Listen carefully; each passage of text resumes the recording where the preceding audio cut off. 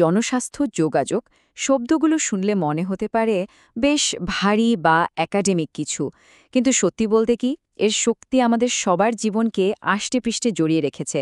অনেক সময় আমরা টেরও পাই না। এটা আসলে এমন একটা মাধ্যম যা একটা গোটা সমাজের ভালো মন্দের উপর বিরাট প্রভাব ফেলে। তো চলুন আজের গভীরে গিয়ে দেখি বিষয়টা ঠিক কিভাবে কাজ করে। শুরুতেই এই শক্তিশালী লক্ষ্যটা দেখা যাক। এখানে কিন্তু একবারও নিরাময় বা চিকিৎসার কথা বলা নেই। কি বলা আছে? প্রতিরোধ আর নিয়ন্ত্রণ, মানে রোগ আঘাত বা যে কোনো অক্ষমতা সেটা হওয়ার আগেই থামিয়ে দেওয়া। ভাবা যায় এই একটা বাক্যই কিন্তু জনস্বাস্থ্য নিয়ে এত যে বিশাল কর্মযোগ্য তার পেছনের আসল দর্শন, আসল স্পিরিট। আচ্ছা, আমরা তো যোগাযোগ নিয়ে কথা বলবো, কিন্তু এই যোগাযোগটা ঠিক কিসের জন্য সেটা বুঝতে হলে আগে জানা দরকার জনস্বাস্থ্য জিনিসটা আসলে কি। চলুন প্রথমে এই মূল ধারণাটা একটু পরিষ্কার করে নেওয়া যাক। এই যে একটা ফর্মাল সংজ্ঞা দেখছেন, এটাকে যদি একটু ভেঙে দেখি তাহলে একটা শব্দগুচ্ছ চোখে পড়বে: সংগঠিত প্রচেষ্টা। এটাই কিন্তু আসল কথা। এর মানে হলো জনস্বাস্থ্য শুধু ডাক্তার আর রোগীর মধ্যেকার ব্যাপার নয়, একদমই নয়। এটা হলো একটা কালেকটিভ বা সম্মিলিত সামাজিক উদ্যোগ। যেমন ধরুন সবার জন্য পরিষ্কার জল নিশ্চিত করা বা স্কুলে বাচ্চাদের জন্য স্বাস্থ্যকর খাবারের ব্যবস্থা করা, এগুলোই জনস্বাস্থ্যের আসল কাজ। আর এই সংগঠিত প্রচেষ্টার ফল কি? আরে এর প্রভাব যে কত বিশাল তার প্রমাণ হলো গত শতাব্দীর এই সাফল্যগুলো। একবার ভাবুন তো, টিকাদান, গাড়ির নিরাপত্তা, নিরাপদ খাবার, তামাক নিয়ন্ত্রণ, এই তালিকার প্রত্যেকটা জিনিস লক্ষ লক্ষ মানুষের জীবন বাঁচিয়েছে। আমাদের জীবনযাত্রার মানটাই আমূল বদলে দিয়েছে। এগুলো প্রত্যেকটা এক একটা নীরব বিপ্লব, তাই না? তো এত সৎ সাফল্যের পর মনে হতে পারে লড়াই তো শেষ, কিন্তু ওয়াকিং কি তাই? একদমই না। প্রশ্ন হলো আজকের দিনে জনস্বাস্থ্যের সামনে সবচেয়ে বড় চ্যালেঞ্জগুলো কি কি? আর এই হলো আজকের দিনের কঠিন বাস্তবতা। হৃদরোগ, স্ট্রোক থেকে শুরু করে স্থূলতা, মানসিক স্বাস্থ্য, লড়াইটা এখনও চলছে, বরং আরও জটিল হয়েছে। এই প্রত্যেকটা সমস্যা মোকাবেলার জন্য দরকার সঠিক কৌশল। আর ঠিক এইখানে যোগাযোগের ভূমিকাটা সবচেয়ে গুরুত্বপূর্ণ হয়েছে। তো এই যে এত জটিল স্বাস্থ্য সমস্যা, এগুলো সমাধানের জন্য বিশেষজ্ঞরা একটা পরীক্ষিত কাঠামো বা ফ্রেমওয়ার্ক ব্যবহার করেন। এটাকে বলা হয় আইইসি বা আইইসি ফ্রেমওয়ার্ক। আজকের আলোচনার কেন্দ্রবিন্দু কিন্তু এটাই। তো এই আইইসি জিনিসটা আসলে কি? এটা হলো ৩টে শব্দের সংক্ষিপ্ত রূপ: ইনফরমেশন, এডুকেশন আর কমিউনিকেশন, মানে তথ্য, শিক্ষা আর যোগাযোগ। ব্যাপারটা এভাবে ভাবা যেতে পারে। ইনফরমেশন হলো কাঁচামাল, মানে একদম ফ্যাক্টস আর ডেটা। এডুকেশন হলো সেই কাঁচামালকে ব্যবহারযোগ্য কিছুতে পরিণত করা, অর্থাৎ মানুষকে শেখানো যে এই তথ্য দিয়ে কি করতে হবে। আর কমিউনিকেশন হলো সেই তৈরি জিনিসটা সবার কাছে পৌঁছে দেয়া। এই ৩টে যখন একসাথে কাজ করে তখনই একটা সম্পূর্ণ কৌশল তৈরি হয়। তাহলে লক্ষ্যটা কি? শুধু কি একজন মানুষকে কিছু জানানো? না, এর লক্ষ্যটা আসলে অনেক বড়। এটা শুধু ব্যক্তির অভ্যাস বদলাতে চায় না, এটা চায় পুরো সমাজের নিয়মকানুন, এমনকি দেশের নীতিকেও প্রভাবিত করতে।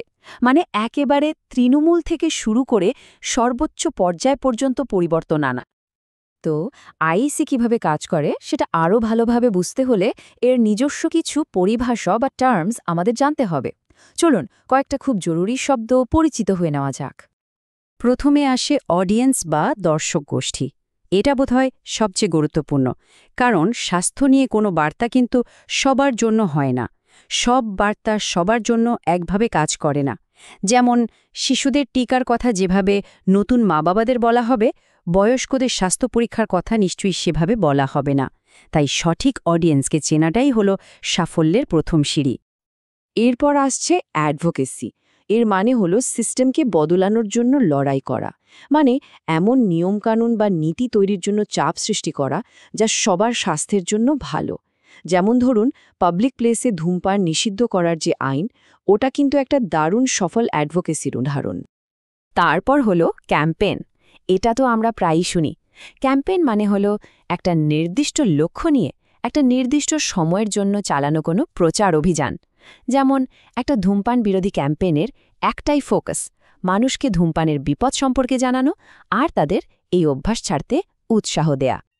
হেলথ লিটারেসি বা স্বাস্থ্য সাক্ষরতা, এটা যে কি ভীষণ জরুরি একটা স্কিল। এর মানে হলো স্বাস্থ্য সংক্রান্ত তথ্য খুঁজে বের করা, সেটা বোঝা এবং সেই অনুযায়ী নিজের জন্য সঠিক সিদ্ধান্ত নেওয়ার ক্ষমতা। ভাবুন তো, প্রেসক্রিপশনের ডোজ বোঝা থেকে শুরু করে সঠিক হেলথ ইন্স্যুরেন্স বেছে নেওয়া পর্যন্ত সবখানেই কিন্তু এর দরকার। সোশ্যাল মার্কেটিং নামটা ইন্টারেস্টিং, তাই না? এটা আসলে মার্কেটিংয়ের কনসেপ্ট ব্যবহার করে, কিন্তু কোনো পণ্য বিক্রি করার জন্য নয়, বরং একটা ভালো অভ্যাস বা আচরণকে বিক্রি করার জন্য। যেমন কোনো ক্যাম্পেইন যখন বুকে দুধ খাওয়ানোর উপকারিতা প্রচার করে, তখন সেটা আসলে একটা স্বাস্থ্যকর আচরণকেই প্রমোট করছে, মার্কেটিং করছে। তাহলে যে কোনো একটা আইইসি উদ্যোগকে সফল করতে হলে তার একটা ব্লুপ্রিন্ট দরকার। আর সেই ব্লুপ্রিন্টের মূল ভিত্তি হলো এই 4টি জিনিস। একটা পরিষ্কার উদ্দেশ্য, ঠিক কোন আচরণটা বদলাতে হবে। 2, নির্দিষ্ট দর্শক, কারা আমাদের টার্গেট। 3, নির্দিষ্ট সমস্যা, অনেকগুলো নয়, ঠিক কোন একটা সমস্যা নিয়ে কাজ করছি। আর 4, একটা স্পষ্ট সময়সীমা, কবে নাগাদ আমরা ফল আশা করছি। এই 4টে স্তম্ভের ওপরই কিন্তু পুরো প্ল্যানটা দাঁড়িয়ে থাকে। বেশ, অনেক তো তত্ত্ব আর পরিভাষা নিয়ে কথা হলো। এবার চলুন একটা জলজান্ত উদাহরণ দেখি।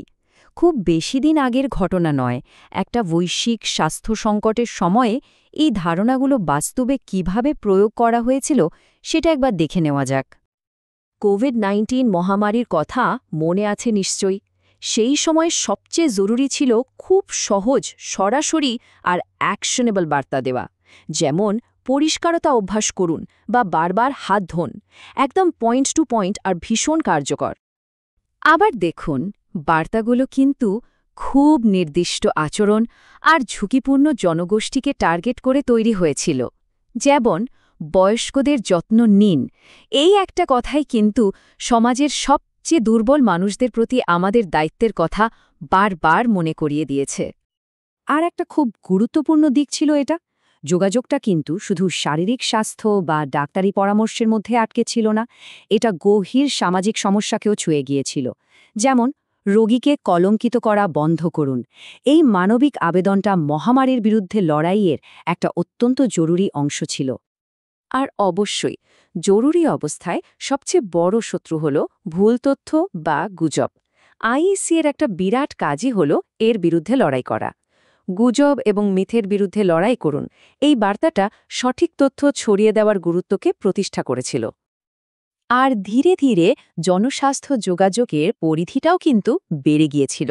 শুধু শারীরিক স্বাস্থ্য নয়, মানসিক স্বাস্থ্যের যত্ন নেওয়ার কথাও বারবার বলা হয়েছে। এটা বুঝিয়ে দিয়েছে যে স্বাস্থ্য মানে শুধু শরীরের সুস্থতা নয়, মনের সুস্থতাও ততটাই জরুরি। আর এই সব কিছুর ফল কি? এই স্লাইডটাই পুরো ব্যাপারটা একবারে দেখিয়ে দিচ্ছে।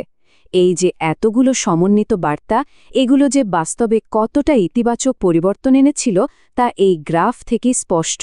সঠিক যোগাযোগ যে শুধু মানুষের মধ্যে সচেতনতা বাড়ায় তা নয়, এটা যে সরাসরি রোগের প্রকোপ কমাতেও সাহায্য করে, এটা তার একটা জ্বলন্ত প্রমাণ। তো আজকের এই পুরো আলোচনার শেষে একটা প্রশ্ন রেখে যাওয়া যাক।